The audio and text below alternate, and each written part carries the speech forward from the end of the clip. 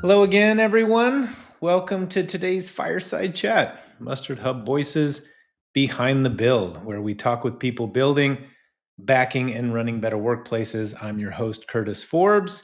My guest today is Tevis Paxton.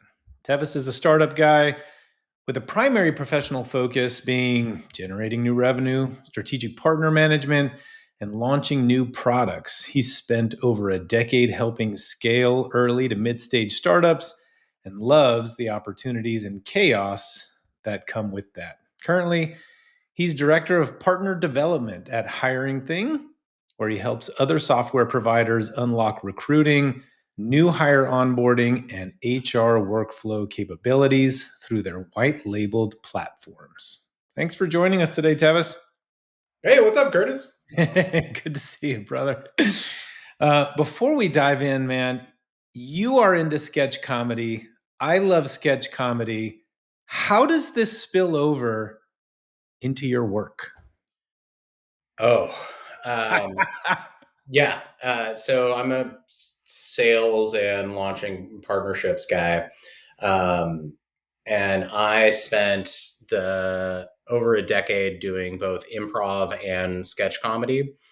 Having the ability to think on your feet as well as understand that different businesses might be in a new stage or new environment 5 years different from what they were 5 years ago. Being able to think and adapt, and especially when you're just on a sales or demo call, comedy has really helped me out. Specifically with sketch, you kind of know the beats of what the jokes that you're trying to hit are. But when you're performing a sketch live, sometimes the different performers that you're with on stage, they're usually people that you really trust. And you you tap into a vein in the audience of, oh, this is actually much funnier than what we had planned for. Or to put it into a business context, oh, this is actually a bigger value add than what they were thinking or what I had planned for at the beginning of the call. It really helps to unlock and be a little less robotic. Following that yes and mentality, I think is pretty helpful, especially kind of in the roles that you play, or that you've played in. It sounds like throughout your career. But I mean, we're talking today. I mean, we're both part of the tech startups, right? Yep. I'm curious how you ended up in this world. Like, what attracted you to working with startups? So I was lucky in that I fell into it. I went to school. I was born in Austin, but I went to school at UT. And then when I graduated, there was kind of a burgeoning tech startup scene. And I didn't really know what I wanted to do for a career. But in undergrad, I did an honors major where I created my own major. And I did a little bit of communication, a little bit of game theory, a little bit of philosophy, and I called it persuasion. It was really fun. And the thought process when I was in undergrad was, I'm going to major in persuasion so I can convince somebody to give me a job. I feel like that should be a major in most universities these days. Yeah. Surprisingly enough, I ended up in sales. That's where I started my career. And is that surprising? Like, given that you titled the major persuasion, I feel like that's a straight line. It seems like a straight line after the fact. Yeah. But again, when I was 22 years old and had no idea what I was trying to do in the world, moving into sales it unlocked something in me, and it in part probably because of some of the research I did in undergrad. Yeah. Turns out I was kind of good at it, and so I've spent uh, over a decade now building sales teams, building sales development teams, building new go to market functions for net new products within existing teams, strategic partner management. Um, the I had worked at a couple of larger organizations very briefly out of school, but then moving into smaller, high growth startups, you can just feel it. Yeah. There's an electricity in the air, Yeah. and it's so exciting and it's so dynamic. And there's so many different things that you need to do that are outside of your stated, job description. Um, I realized that this was the place for me. So now, I mean, we're both in HR tech. How did you end up as director of partner development at HiringThing? What got you there? Um, well, uh, so I started my career off, like I said, in sales. Mm. Um, and I kind of bounced around different local Austin startups. And then I wanted to reach out and do something a little more, and it's tough with technology, but a little more tangible, something that touches a little bit more of the day to day, what you see in an office. And Mhm. one of really the top of the funnel is getting applicants in the door. Yeah. And um, I'm sure one of the things that we'll talk about is, a company is nothing without its people. I And, hope we get there. Yeah. uh, and so I, I like to approach problems either from like a bottoms up or top down. And there's different problems and there's different reasons to approach from that perspective. But I strongly believe that, like I said, a company is nothing without its people. And so the first funnel of getting people in the door, if you're getting better candidates, a higher volume of candidates, and you're getting the right people to join the team, Yeah. this is a tool that really has some real world tangible value to me. Of again, you got to get the right people in the door because that's what's going to unlock problem solving and growth and so on and so forth. So it was personal. Obviously, you felt a connection to it at Hiring Thing. So for everybody listening, let's talk about what Hiring Thing is. I mean, I'm super impressed with what the organization does. We've gotten to know each other a little bit, but give everyone a high level overview of what Hiring Thing is all about. Sure. Yeah. So HiringThing, we are an applicant tracking system, but you probably haven't heard about us because our primary go-to-market function is we are the industry-leading white label or private label solution. And what does that mean? We've been around about 13 years. We have 16,000 plus organizations that are powering some or all of their recruiting process on our platform. Over 90% of that 16,000 is through what we call our white label partnerships. So if you are a payroll provider, or you are a benefits administrator, or you own some part of the downstream talent lifecycle, Hmm. and your end customers are saying, hey, we would like to get people in the door as well.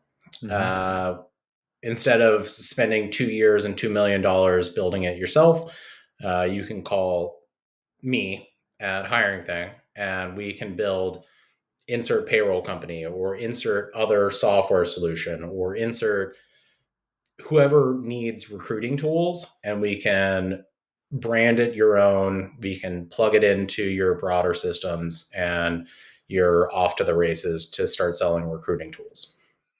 I love that. So you don't need to name any names here, but tell me the kind of companies that give some examples in some of those spaces, and maybe why they choose hiring thing versus some of their other options. Good question. And because of our white label nature, I'm actually not allowed to name most of the names. But I really think about it in terms of four different categories.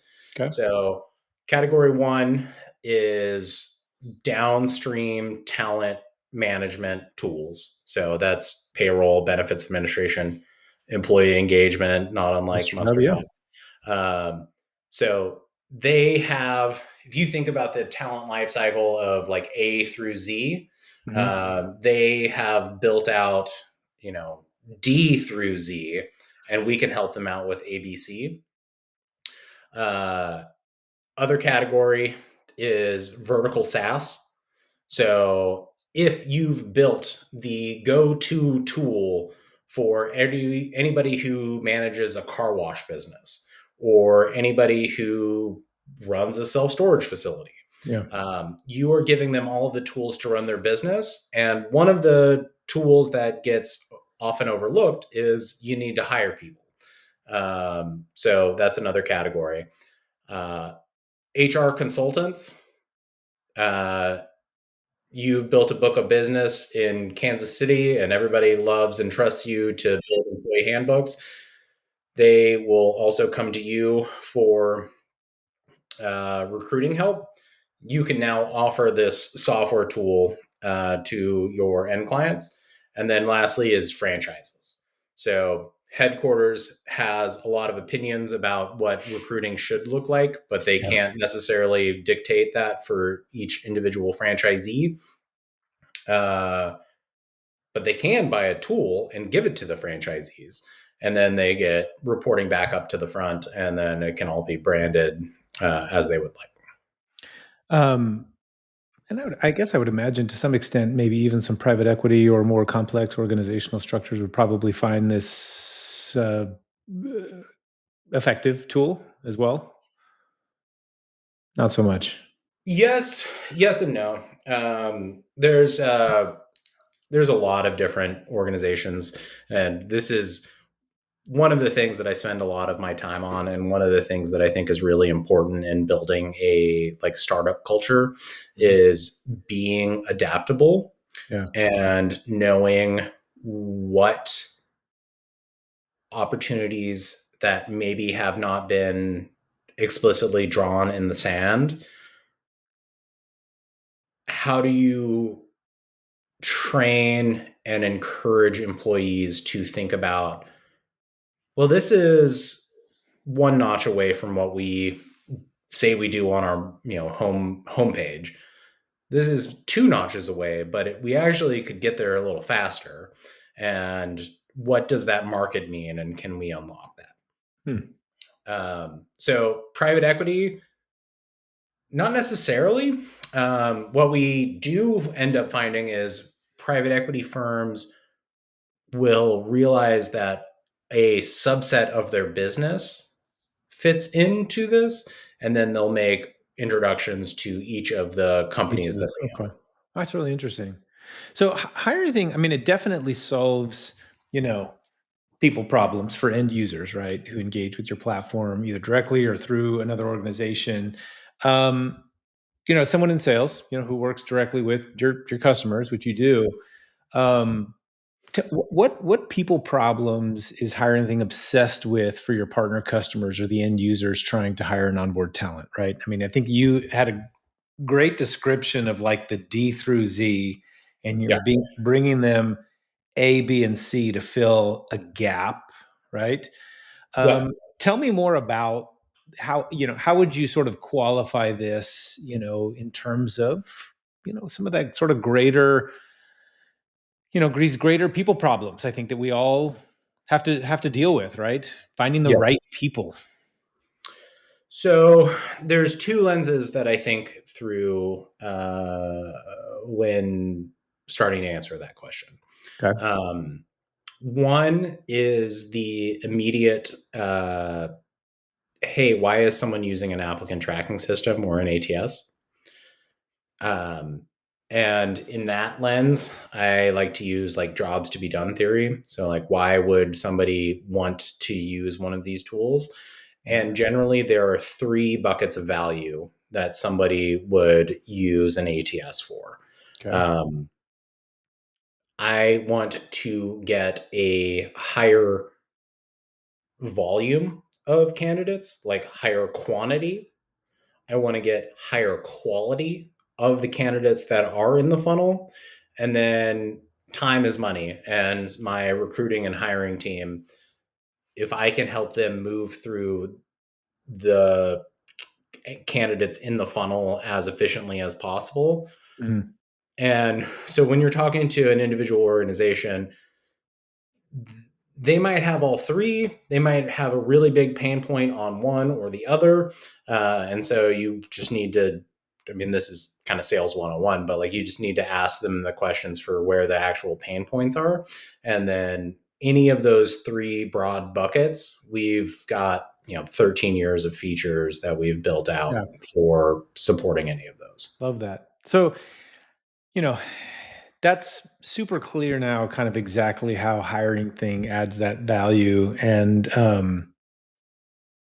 solve some of these problems. I'm a little curious though, sort of just transitioning a little bit, talking more about these kind of people problems outside of the recruiting. Yeah. What are some of the people problems that you see in business today that businesses are suffering from, whether they're startups, small businesses, mid-sized enterprise? I mean, you deal with a lot of different customers, doing a lot of different, especially a lot of different types of customers, not just your partners, but I mean, tell me what do you see? So I think the, and this is a very generic or a broad answer, but I think if you think about it, it applies to a lot of other like subcategories of people problems. Mhm. And I think one of the biggest things, especially today, is everybody wants to move fast and break things, or like whatever cliche that you can like that you've heard. But I think one of the things that I've seen, both when it goes really well and when it goes very poorly, is having a lack of context for either interacting with new hires or interacting with different departments with inside your team. Mhm. And a lot of people will say, hey, why are we having meetings? Why did we spend 15 minutes talking about the history of this partner? And like, this is what are we actually trying to solve? But if you take that additional 15 minutes and you explain, this is why we built it this way. And that's actually a really good point, but we workshopped that a year ago. And here's why we decided not to. Um, it it is a time investment at the front, but giving that context to different teams, especially, so I'm a sales guy primarily, but if I am explaining to my engineering team why I think a new feature is a important feature and they maybe disagree, taking that time to really explain the full context of, here's why this is the feedback that we're getting from customers in the market, and here's why I think this could unlock XYZ revenue. And then also taking the time to listen to the other side of it of this is going to be a 6-month re-architecture of our data model, or like this is a much like I know enough about technology from working in sales that I'm getting better at communicating with engineers. But Mhm.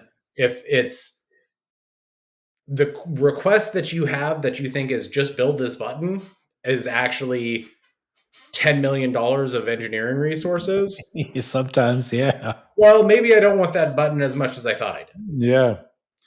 did.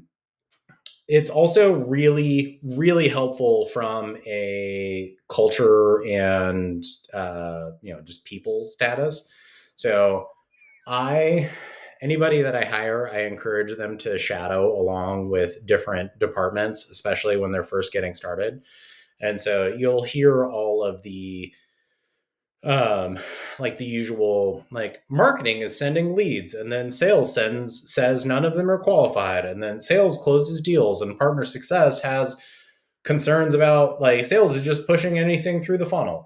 um, if you take the time to meet with the people on those teams and know the full context of what they're trying to do, and also like the metrics that they are measured towards, then the next time when you go and you have an idea or a proposal, you can, one, talk their language, but then two, you also kind of know what ocean they're swimming in. Yeah. Oh my God. That would solve, I mean, if people took that kind of time, that would solve so many. Just It's not that hard. no, It's it's it's it, not. it is a lot of time. You need to spend hours with every department, but that initial investment pays so many dividends after the fact. Yeah.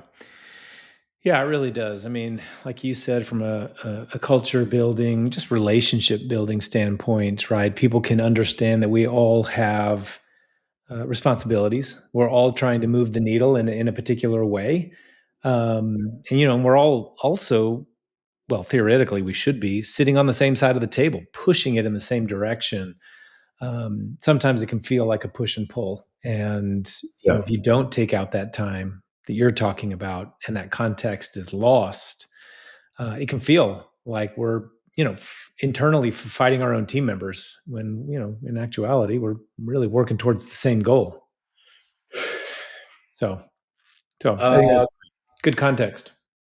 I mean, the way, so framework that I have kind of learned, I was lucky to learn early on in my career, is everybody that you work with is smart and hardworking, and they care Mhm. and they want to move the initiatives forward. And if you happen to be working with somebody who isn't smart and hardworking, like why are they still there? And so that's like maybe we should move that person on to their next gig, because like every organization says that they want to have smart, hardworking people. And Yeah. so by a default, you should expect that everybody cares. Yeah. And if everybody cares, most of the like communication or people problems are miscommunication. Like that's everybody has rolled up their sleeves and they are working towards the same goal. Yeah. And when there's you think you're working towards a different goal with a different department or with a different individual, um, that's just, again, it's context and communication, making sure that everybody knows like what the North Star is. Yeah. Yeah. Yeah, a lot of times, that you brought up when there's somebody on the team who, maybe lacks the motivation, or just isn't in the right place. That bad hire can really um, create some difficulty, right? It can throw a wrench in all the team productivity, right, in that growth. So um, finding people that are, I think, aligned with the same, I think, North Star, great way to put it, is pretty critical. So Well, like I I was lucky enough early in my career to I spent some time with we had a new he was like VP of all client relationships or something. And this guy was a shark. Like he was the most ruthless business person. And I was 23, 24 when he oh, started, and he was just unreal at executing. And I was spending time with him after a trade show, and I was like, "Hey, Charlie, um, how do you do it? Like, what's the trick to being so good at business?" And he kind of leaned in, and he was like, "Business is not that complicated. Like, you're a smart guy. Everybody that we hire are smart people. uh, you want to raise revenue, you want to cut costs, you want to be more efficient, you want to like think about whatever the goals, like that's yeah, not rocket science. no, The hard part is making sure that people give a damn, like the hard part is making sure that people feel like valued. And if you hired the right person for the role, which you should try to in every recruiting position that you're trying to do, Mhm. they're gonna figure it out. Yeah, It's how do you enable them and make them like see the vision. yeah. And So you it's brought like, up a really good point there about really focusing around that why. So what was his advice, or maybe what's yours? How do you get people aligned with the organization's overall mission and goals, right? I mean, this is something that has to start even before hiring, correct? well, yeah, so before hiring, you got to figure out what the mission and goals are, Yes. right?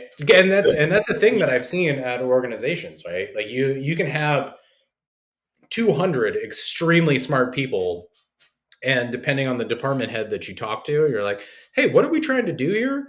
And they're like, "Well, we're trying to be the number one in this category." And then you talk to a different person and they say, "Well, we're really trying to clean up shop in this category." Yeah. And if those are conflicting answers, you have a problem. Yeah. Um, I that makes a lot of sense to me, and I would imagine that when you're bringing people on, when you're onboarding people, when you're training people, I mean, that winds up being then a huge component, right? I mean, making sure that you yep. have everybody aligned in that particular way. Um, but then also that you're having your management, I think, modeling the right behavior, right? Carrying out Yep. their work in a way that aligns with the company's mission and value and culture, et cetera. Um, how do you get okay, so let's say we've defined those things. How do you get the manager aligned with your organization, walking the walk and talking the talk for the folks they oversee? Um, well, one is just defining whatever that North Star is, right? Yeah. And another way to think of the North Star is every organization,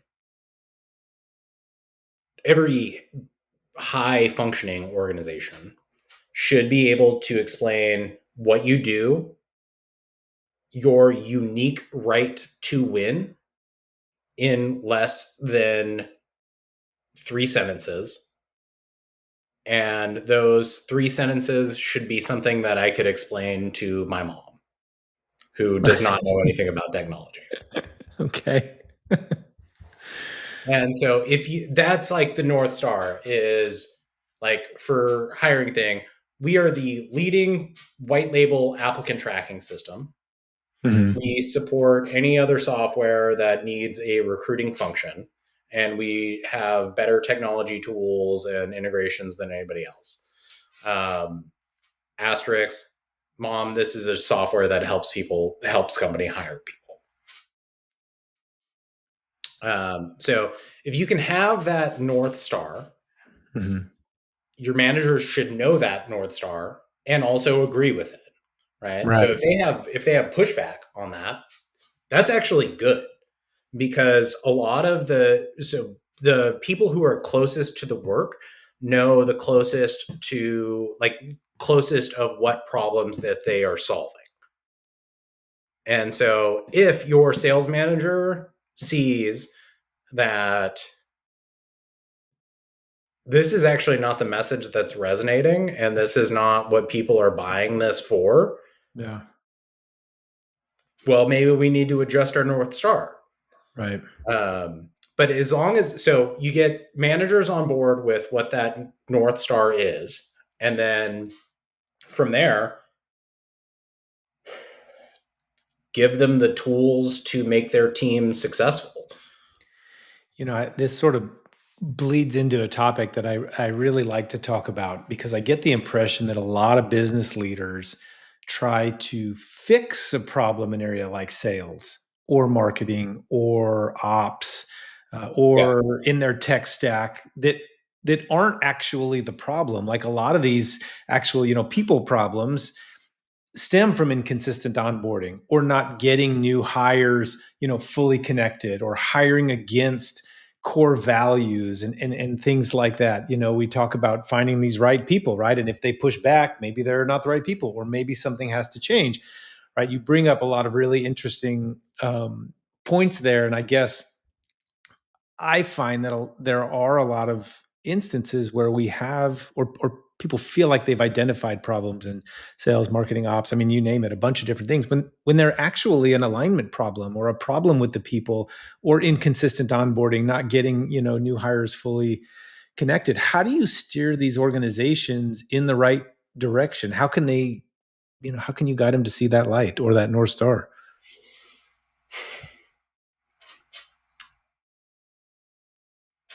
It's tough. No, I mean, this is I like the pause. it sounds really simple on paper. Yeah. Of like, hey, let's figure out the North Star and let's move. But it is it's very much like sales. Hmm. Sales is a simple job, Hmm. but it is very difficult in that, like, you can break down sales into, I make 100 calls a day or send 100 emails. 10 of those maybe give me the time of day. Of those 10 of those, I close two or three. And so if you understand those metrics of, well, I need to make 200 emails a day or 200 phone calls a day, Right. like, that is a solved system. Um, the If you can get the team fully aligned on process and what the end goal is, and also not to be too frenetic and just jumping ship every 3 months because, oh, actually we heard a signal here. um, if you can get the top level organization fully on board with, hey, this is what we're doing and this is why it's our unique right to win, from there it really just depends on the department, right? So, like, I know more about sales, but it's, this is our target customer, this is why we have a right to win with them. For marketing, it's, how do we resonate with these customers? What would be a, a rock star, white label, or not white label, like case study, white paper case study. Mhm. Um, for engineering, it's because we know what we're really trying to do in the market, which features and tickets do you want to work on first, right? And giving each of those teams knowing what the broader context is and say, hey, this is how. And for different stages of organizations, sometimes you're maximizing for revenue, sometimes you're maximizing for growth, sometimes you're maximizing for retention. You can have different, as long as everybody knows, hey, this feature is going to be more important for retention than for growth, then like if that's what the whole team is working on, then let's go after that. Um, I'm curious because you work with so many different kinds of organizations, white label partners, um, who then have, their end customer. I mean, such a wide variety of end customers. Among those that probably you admire most, maybe, are there common traits that kind of stand out, with these leaders who really get it right when it comes to hiring and onboarding the right people for the right roles? Especially how, if you think of how this applies to values and the culture of the organizations. Um, there's a lot of people who are getting a lot of stuff right now. And I, because of our white label nature, I'm not allowed to Yeah, mention. I'm I'm not allowed. curious of the traits. Like, what do you see that they're doing that's exceptional? What's that common thread? That sets them apart. The ones building the great culture. Is there a formula? Um, Understanding the business and the metrics that matter,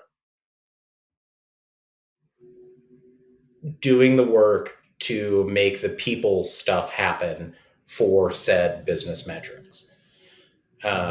So for like people stuff, a lot of it is um, this is a sales thing. It's also like a improv and comedy thing. It's like matching and mirroring. And so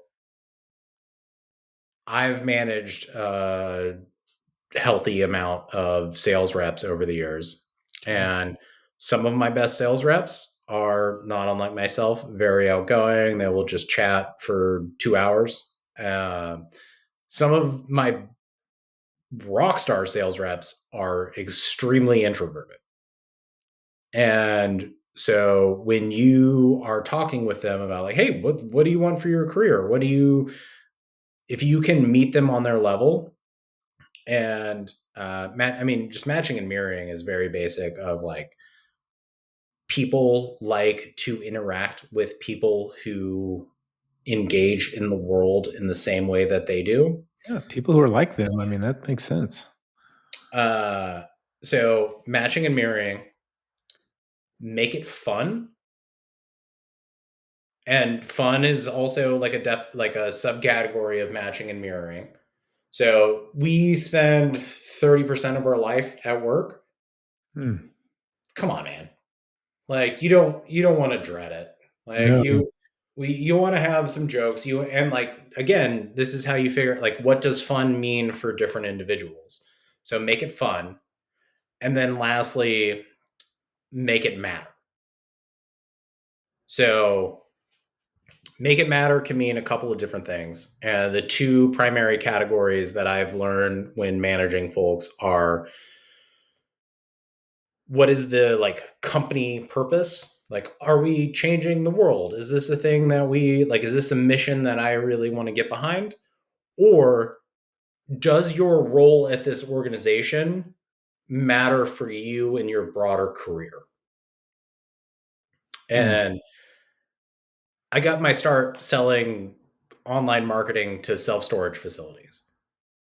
Like, no 5-year-old is like, rather than a fireman or an astronaut, I want to sell online marketing.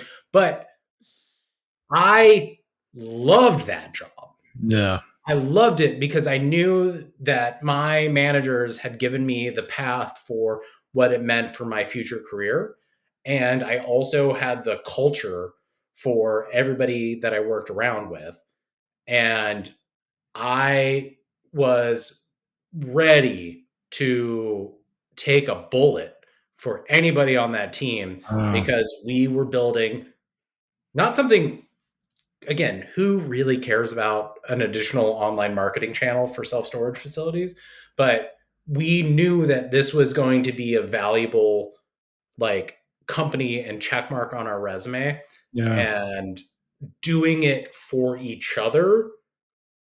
And everybody that I worked with on that sales team and so many people in other departments are now like running teams in Austin. It was such an amazing experience. And so, yeah, that's matching and awesome. marrying, make it fun, make it matter. Um, those are this. First of all, that is an amazing takeaway. If anybody's listening to this right now, or when we release this, definitely that part we have to make sure that we clip, and segment it and blast it out, because I think that that's incredible advice. I don't think enough people do it, right? I think that so much of leadership these days is robotic. It's we all like data, we all like using data to make good decisions, but we can't forget that we're also human beings. And as this world is transitioning, I feel like we're all in the middle of this time period, this information age, where we are transitioning so much of what we do at work and in work, using these incredibly sophisticated technological capabilities. We forget that we're still human beings, right? And relationships matter, and people matter, and we can still be smart, and we can still, be thoughtful. But those key things that you just said, I think, are just ripe for any leadership's listening ear right now. Um, I do want to talk a little bit about technology, because HiringThing is it's almost like it straddles this this world of like an incredibly human centric, it's human resource at its core, right? Hiring somebody, onboarding somebody, and yet you've found this like incredibly special go to market. I mean, the over time, right, this space, this category has become commoditized. There are so many systems, and HiringThing found this way to tap into that, not be afraid of that, right? I'm not afraid of everybody wants and needs this system. Let me go and build the one so they don't have to build it themselves. And we'll drop it right in there.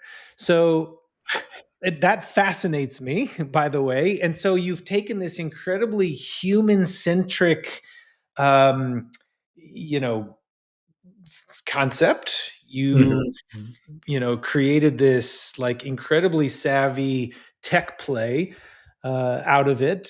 I'm interested to hear, kind of your perspective on organizations making choices when it comes to their tech stack and software, and the ones that they use in talent acquisition, throughout the entire employee life cycle. Like, you feel like they're making the right choices. What do you see people using? Are there things that organizations could do differently to actually drive results, or to foster or reinforce culture change or development?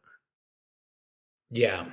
Um, well, I wish I could say I was smart enough to come up with the white label go to market strategy.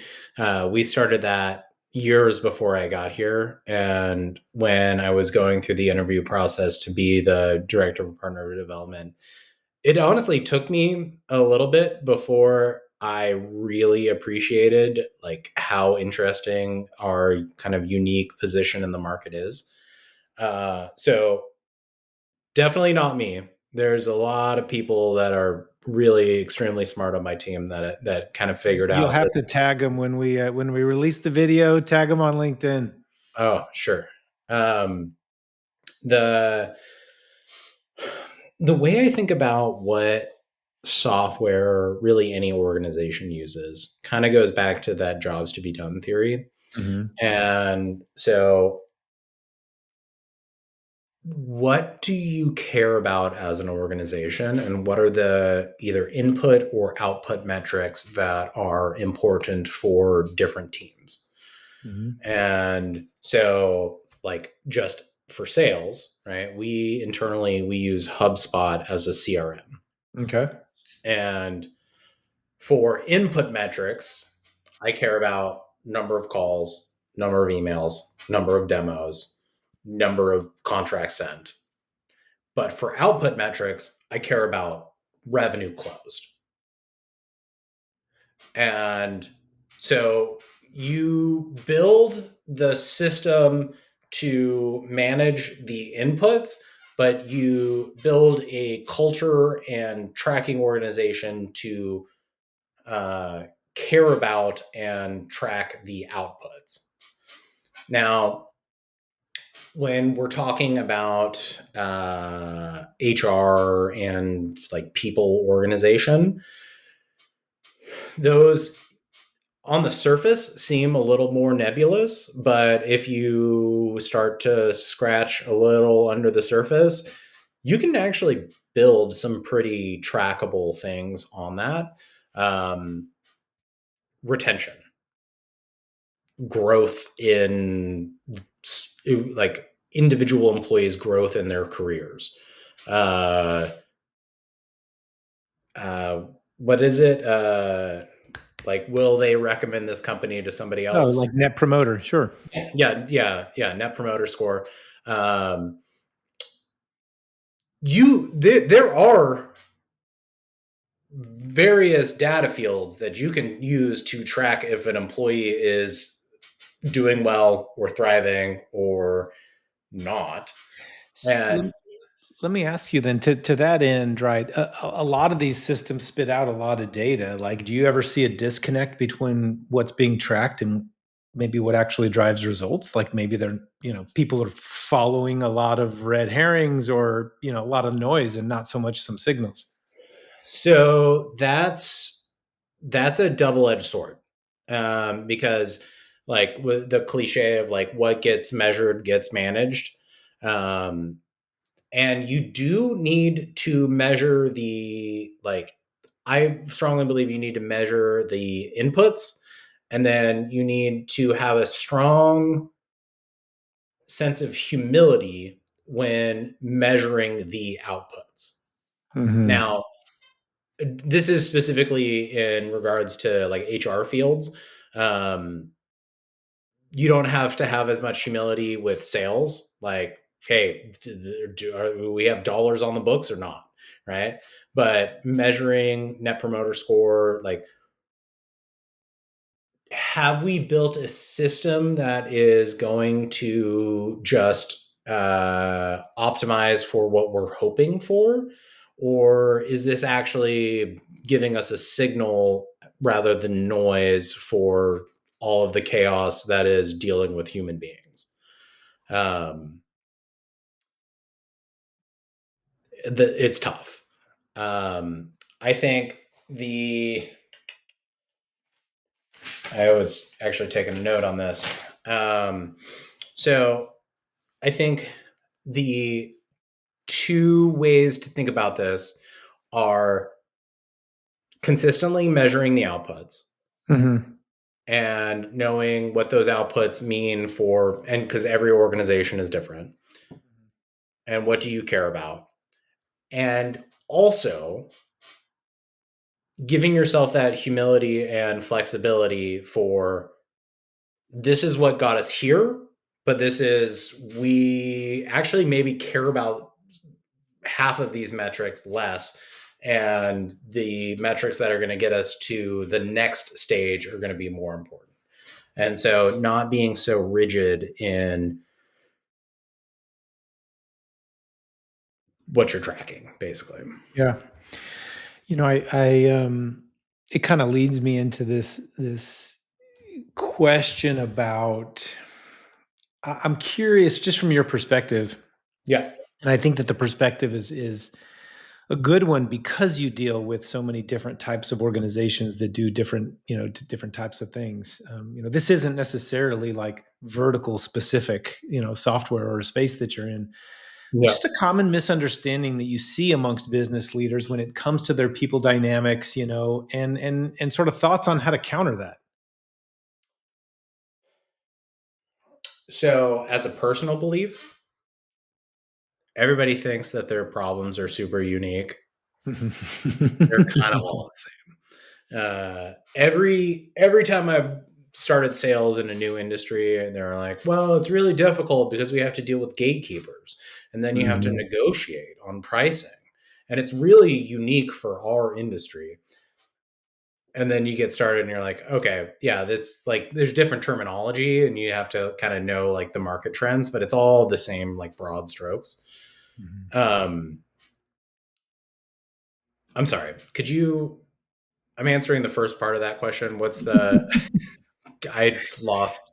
Yeah, well, I just think that there's maybe a lot of misunderstandings, you know what I mean? Or Yeah. something business leaders really kind of may not be getting it right when it comes to their people dynamics and how to sort of Yeah. counter that. um so I think the areas that business owners and yeah, just executives and business owners tend to struggle with is, um, there's a there's a really interesting psychological definition of two different types of problems, and this is, I think, best articulated in this book Range by David Epstein that I read recently. So there's what's called a kind problem. And a kind problem is chess. The rules stay the same. All of the options that you can do are the same every time you play.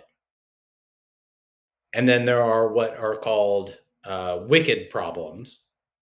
So there's kind versus wicked. And wicked problems are, you have the same skill set, you have the same set of moves, but you may or may not have access into what is happening outside of, maybe the board is scaling, maybe there's like different rules. Mhm. And most business problems that people are working on today are wicked problems, Yeah. where you can't take the same SaaS sales playbook that Salesforce used 20 years ago. Yeah. You can use it as a launching point, Yeah. but you need to be adaptable Right. and figure out what are the changes in this market, what are the changes in our new feature set, and so you have to take all of the advice that you can get from everybody who ran before you, and then be like humble enough and creative enough to make it work. I mean, especially with AI, right? Like you gotta be on your toes.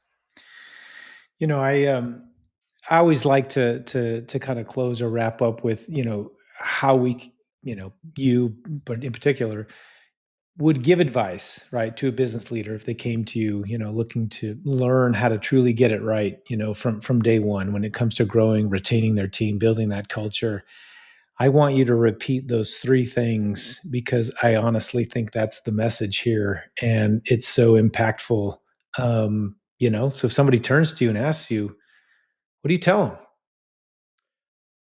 So, if you're really trying to get your people side of the house in order, the three main things that I would recommend are matching and mirroring. So, meet people where they're at. If somebody is an introvert, maybe don't come at them as like I Tell me. seem right now. Uh, Yeah. Make it fun. Yeah. We spend a third of our lives at work, and again, definition of fun depends on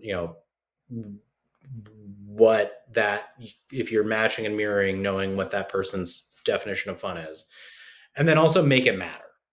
Yeah. And so making it matter is this a thing that is going to change the world, and this is something that an individual employee really cares about, or how does it matter for their career and their growth and their trajectory?